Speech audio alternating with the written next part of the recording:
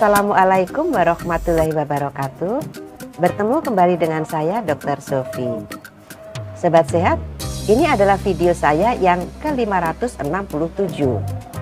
Video ini akan menjelaskan tentang bab 4 Program Prioritas Nasional atau PPN Standar 4.5, pengendalian penyakit tidak menular dan faktor risikonya, kriteria 4.5.1, program pencegahan dan pengendalian penyakit tidak menular serta faktor risikonya direncanakan, dilaksanakan, dipantau, dan ditindaklanjuti. Adapun pokok pikiran dari kriteria 4.5.1 meliputi A.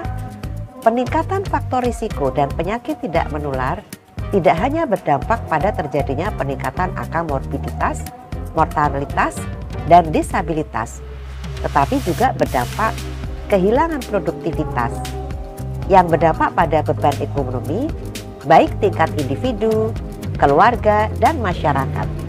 B. Upaya pengendalian penyakit tidak menular dilakukan melalui berbagai kegiatan promotif dan preventif tanpa mengesampingkan tindakan kuratif dan rehabilitatif. C. Deteksi dini atau screening perlu dilakukan untuk mencegah terjadinya peningkatan kasus PTM atau penyakit tidak menular. D. Dalam upaya pengendalian faktor risiko penyakit tidak menular seperti pola makan tidak sehat, kurang aktivitas fisik, merokok, dan faktor risiko yang lain dilakukan secara terintegrasi melalui pendekatan keluarga dengan PIS-PK dan gerakan masyarakat atau GERMAS. E. Kegiatan promotif dan preventif dilakukan melalui upaya sebagai berikut. 1. Promotif. Upaya ini dilakukan dengan memberikan informasi dan edukasi seluas-luasnya kepada masyarakat agar tumbuh kesadaran untuk ikut bertanggung jawab terhadap kesehatan diri dan lingkungannya, antara lain dengan A.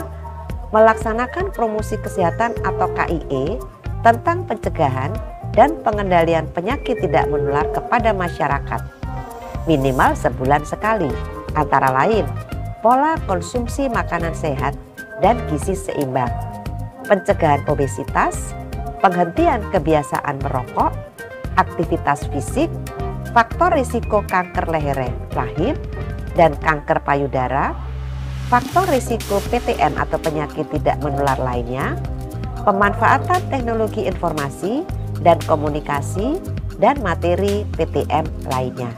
Dan B. Menyediakan media KIE PTM dalam bentuk cetakan, tautan yang bisa diunduh atau dalam bentuk media lainnya. Kedua, preventif. Meliputi A. Penyelenggaraan UKBM atau upaya kesehatan berbasis masyarakat melalui pembinaan terpadu atau Posbindu PTM. 1. Penyelenggaraan UKBM POS melalui Posbindu PTM dilakukan secara berkala dan teratur serta sesuai dengan jumlah sasaran dalam melakukan deteksi dini faktor risiko PTM yang dilakukan oleh kader Posbindu terlatih. Antara lain yang dikerjakan adalah A. Ukur berat badan atau BB, B. Ukur tinggi badan atau TB, C. Ukur tekanan darah atau TD, D.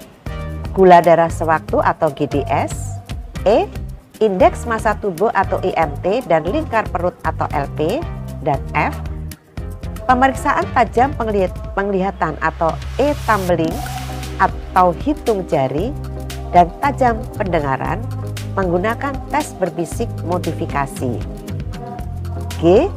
Penapisan PPOK dengan kuesioner PUMA atau Prevalence Study and Regular Practice, Diagnosis and Treatment among General Practitioners in Population at Risk of COPD in Latin America. Instrumen PUMA digunakan untuk mendeteksi PPOK menggunakan 7 kuesioner dengan nilai jika lebih dari 7 pasien diarahkan melanjutkan pemeriksaan dengan spiro untuk penegakan diagnosisnya. Dilakukan di FKTP atau di Fasciankes tingkat pertama dan posbindu oleh kader atau nakes. H. Pemberian edukasi dilakukan sesuai dengan kebutuhan. Selanjutnya 2. Tahapan kegiatan posyandu terdiri atas 5 tahap, yaitu A. Pendaftaran peserta, B. Wawancara FR, C. Pengukuran FR yang terdiri atas pengukuran berat, pengukuran tinggi, pengukuran lingkar badan, kemudian perut, penghitungan IMT, wawancara pulma, serta pemeriksaan tajam penglihatan, pendengaran maupun tajam pendengaran. Kemudian D, pemeriksaan FRPTM yang terdiri atas pengukuran tekanan darah dan pemeriksaan kadar gula darah. Dan E, identifikasi FRPTM, edukasi, dan tindak lanjut dini. Kemudian yang ketiga, pelaksanaan pemeliharaan sarana pendukung posbindu PTM dilakukan dengan kalibrasi terhadap alat ukur digital. Selanjutnya B, penyelenggaraan layanan konseling upaya berhenti merokok atau UBM melalui tenaga terlatih.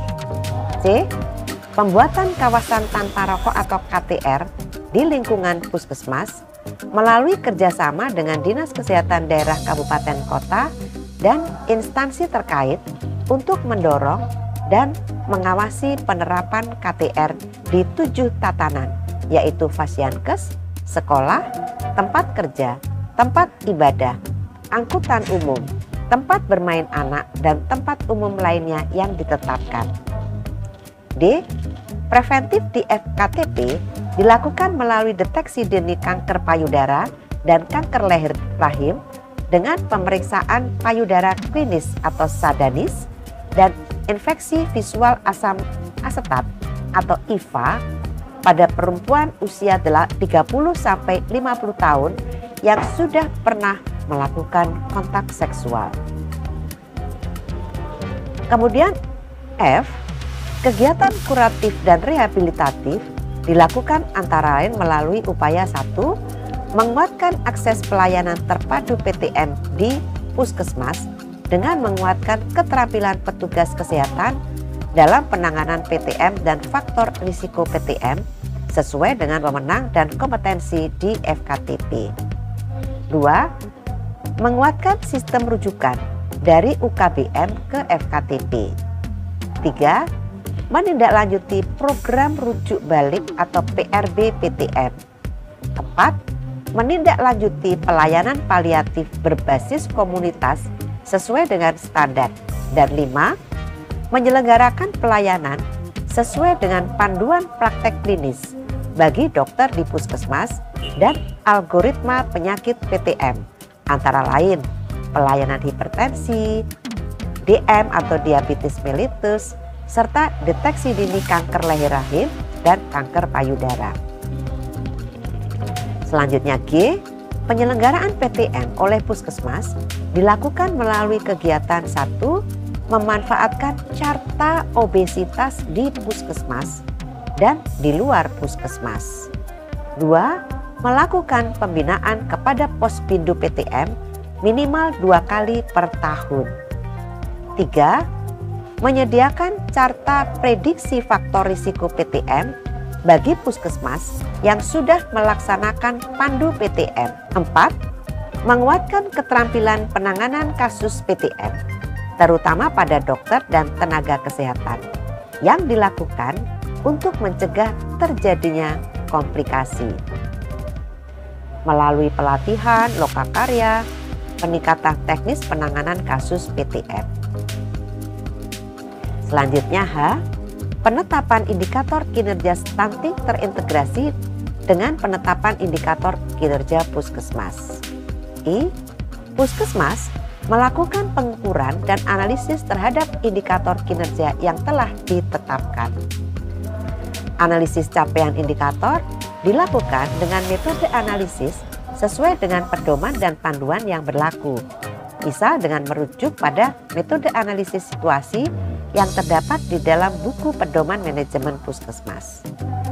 Selanjutnya J, pencatatan dan pelaporan pelayanan pengendalian penyakit tidak menular dan faktor risikonya, baik secara manual maupun elektronik, dilakukan secara lengkap, akurat, tepat waktu, dan sesuai dengan prosedur. Pelaporan kepada Kepala Puskesmas dan Dinas Kesehatan Daerah Kabupaten Kota dan atau pihak lainnya mengacu pada ketentuan peraturan perundang-undangan. Pelaporan kepada Kepala Puskesmas dapat dilakukan secara tertulis atau penyampaian secara langsung melalui pertemuan-pertemuan seperti lokakarya mini bulanan, pertemuan tinjauan manajemen, dan forum lainnya. K. Pelaksanaan pemantauan, evaluasi, dan tindak lanjut dilakukan secara terintegrasi lintas program dan lintas sektor. L. Rencana program penanggulangan penyakit tidak menular dan faktor risikonya disusun dengan mengutamakan upaya promotif dan preventif berdasarkan hasil analisis masalah penyakit tidak menular di wilayah kerja puskesmas dengan pelibatan lintas program dan terintegrasi dengan RBA atau RUK dan RPK pelayanan UKM serta UKP, laboratorium, dan kefarmasian. Sobat Sehat, sedangkan elemen penilaian dari kriteria 4.5.1 meliputi A. Ditetapkan indikator kinerja pengendalian penyakit tidak menular yang disertai capaian dan analisisnya. Di sini berarti harus disiapkan regulasi, dokumen, dan siap untuk diwawancarai oleh surveyor. Kemudian elemen penilaian B, ditetapkan program pengendalian penyakit tidak menular, termasuk rencana peningkatan kapasitas tenaga terkait P2 PTM. Di sini berarti harus ada regulasi dan siap untuk diwawancarai. Selanjutnya elemen penilaian yang C, kegiatan pengendalian penyakit tidak menular dikoordinasikan dan dilaksanakan sesuai dengan rencana yang telah disusun bersama lintas program dan lintas sektor sesuai dengan kebijakan, pedoman panduan, prosedur, dan kerangka acuan yang telah ditetapkan. Berarti di sini disiapkan regulasi, ada dokumen, dan siap untuk diwawancarai. D. Diselenggarakan tahapan kegiatan dan pemeriksaan PTM atau penyakit tidak menular di pos bindu sesuai dengan ketentuan yang berlaku. Berarti di sini harus disiapkan regulasi, dokumen, dan sobat sehat harus siap untuk diobservasi maupun diwawancarai oleh surveyor. Selanjutnya, elemen penilaian yang E, dilakukan tata laksana penyakit tidak menular secara terpadu, mulai dari diagnosis, pengobatan, pemantauan, evaluasi, dan tindak lanjut sesuai dengan panduan praktek klinis dan algoritma pelayanan PTM oleh tenaga kesehatan yang kompeten. Di sini harus disiapkan dokumen dan sobat siap untuk diobservasi maupun diwawancarai. Selanjutnya, elemen penilaian yang F, dilakukan pemantauan, evaluasi, dan tindak lanjut terhadap pelaksanaan program penyakit tidak menular. Di sini disiapkan dokumen serta siap untuk diwawancarai. Kemudian elemen penilaian G, dilaksanakan pencatatan dan dilakukan pelaporan kepada Kepala Puskesmas dan Dinas Kesehatan Daerah Kabupaten Kota sesuai dengan prosedur yang telah ditetapkan. Di sini berarti disiapkan regulasi, dokumen, dan siap untuk diwawancarai. Demikianlah Sobat Sehat, kita telah membahas kriteria 4.5.1. Kita akan bertemu di video 568 untuk membahas tentang bab 5. Peningkatan mutu puskesmas atau PMP. Standar 5.1, peningkatan mutu berkesinambungan, kriteria 5.1.1, Kepala Puskesmas menetapkan penanggung jawab mutu, tim mutu, dan program peningkatan mutu Puskesmas. Sampai di sini dulu ya. Saya tetap mengundang masukan dari Sobat Sehat. Silakan sampaikan di kolom komentar. Semoga selalu sehat. Wassalamualaikum warahmatullahi wabarakatuh.